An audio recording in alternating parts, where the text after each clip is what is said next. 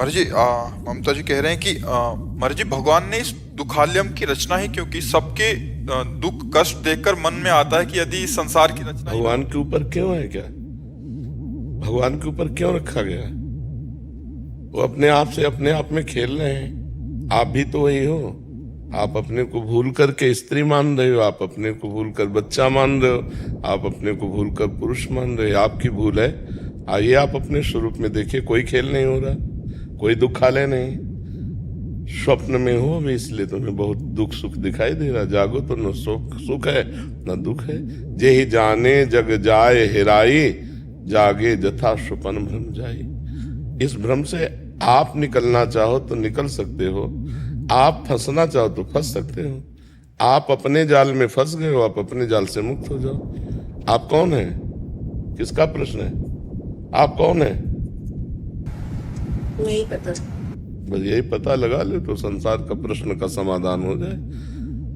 जीव अविनाशी चैतन्य घन सुख स्वरूप, संसार स्वाप्निक भ्रम में। अब भ्रम में फंसकर अपने स्वरूप को भूल जाना ही दुख है।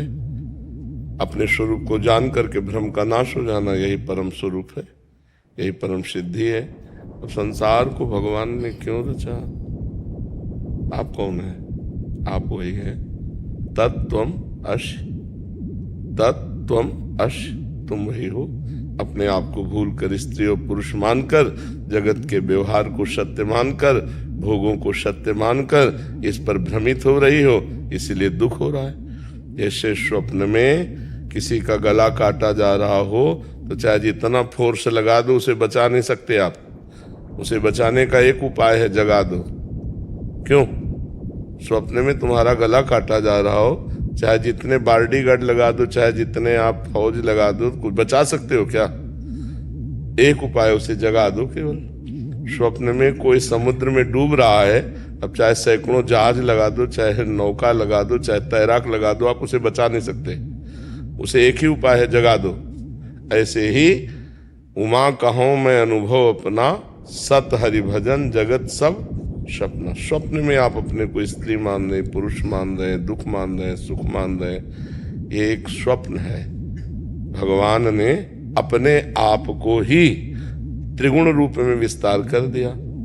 सतोगुणी रूप, रजोगुणी रूप, तमोगुणी रूप। सृजन, पालन, संहार। वो अपने आप से आपका सृजन करते हैं, अपने आप से आपका पालन करते हैं, अपने आप से अपना संहार करते हैं। आप भी वही हो, जानो इस बात को। तो जे ही जाने जग जाए हेराई, जान गए तो ये संसार गायब हो जाएगा। जैसे जगाने पर स्वप्न गायब हो जाता है, अभी आप स्वप्न देख रहे हैं इसलिए सत्य लग रहा है।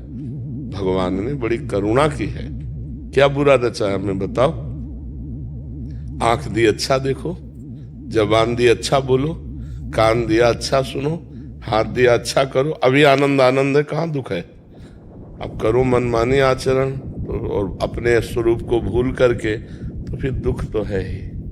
तो भगवान ने ये खेल अपने लिए रचा है, तुम्हारे लिए थोड़ी रचा है। तुम कौन हो? तो तत्वमसि, तुम वही हो। खत्म खेल। बस यही जानना तो जीवन मुक्त हो जाए। आत्यंतिक प्रलय यही है, मोक्ष। मोक्ष का मतलब क्या है? कभी बंधा ही नहीं तो मोक्ष क्या होना है?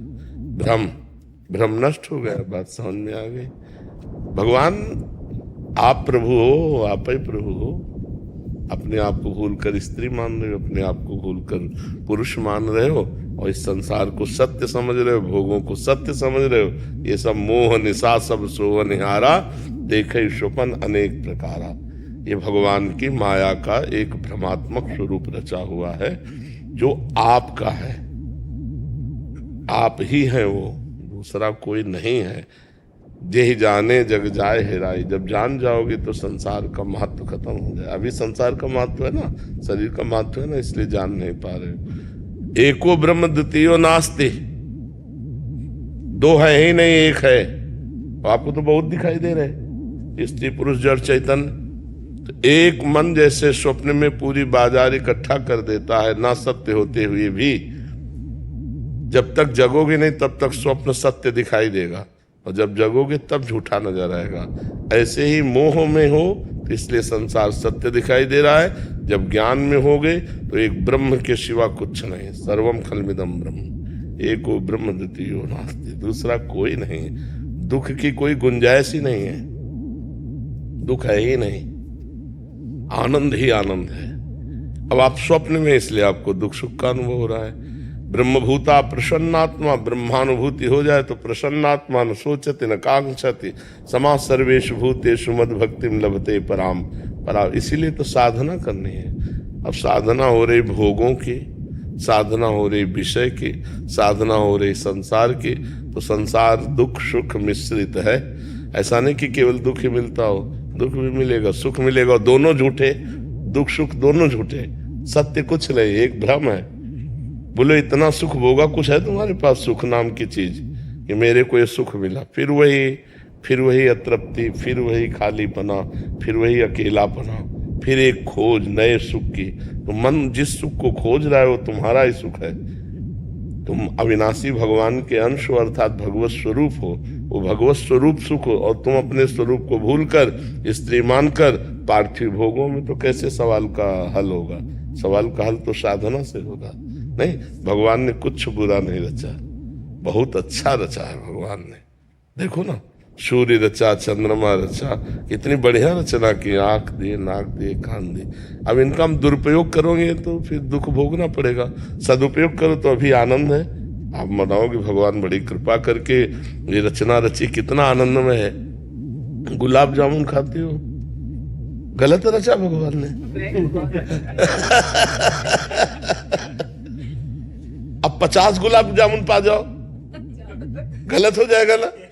हाँ, तो अगर हम उचित व्यवस्था के साथ इस संसार को भगवान का बगीचा मानकर उचित व्यवहार करें तो दुख न रहे। अच्छा बताओ, अगर भारत सरकार में ये दंड विधान ना हो तो सरकार अधूरी है कि नहीं है? भला कोई शासन में रहेगा दंड विधान ना हो तो? जरूरी है दंड विधान, जरूरी है ना। तो ऐसे वही हमारी सुरक्षा में है।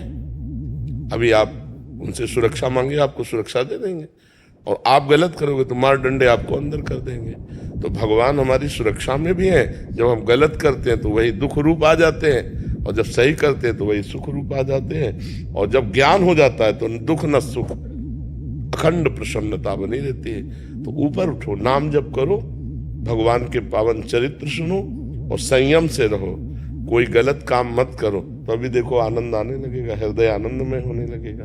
मर्जी लौकिक खेल में, मर्जी जो खेल होता है उसमें खिलाड़ी होते हैं, और जीत और हार होती है, और जीतने वाले को पुरस्कार मिलता है। तो मर्जी भगवान की सृष्टि का जो खेल है, मर्जी इसमें खिलाड़ी कौन है, जीत क्या है, हार क्या है, और पुरस्कार? आप ही खेल है, आप ही खिलाड़ी हैं, आप ही विजय हैं, आप ही पराजय हैं। आप ही बनने वाले हैं, आप ही बनाने वाले हैं, आप ही मिटने वाले हैं, आप ही मिटाने वाले हैं। कुछ द्वैत है ही नहीं, दूसरा है नहीं। अब कैसे समझावे? अब ये बात समझाने की तब हो जब साधना हो। अगर साधना नहीं होगी तो समझ में कैसे आएगा? ये अज्ञान की धरा में ब्रह्म ज्ञान की बातें या भगवत ज्ञान की बातें थोड़ी समझ में आती हैं। अब चूंकि आध्यात्मिक विषय है तो पहले जब राधा बाबा से कोई प्रश्न करता तो कहते रोज 1 लाख नाम जप करो, 1 महीना 2 महीना, फिर हमसे बात करो आके, तो तुमको समझ पाओगे। नहीं, अध्यात्म को कैसे समझ पाएगा जीव?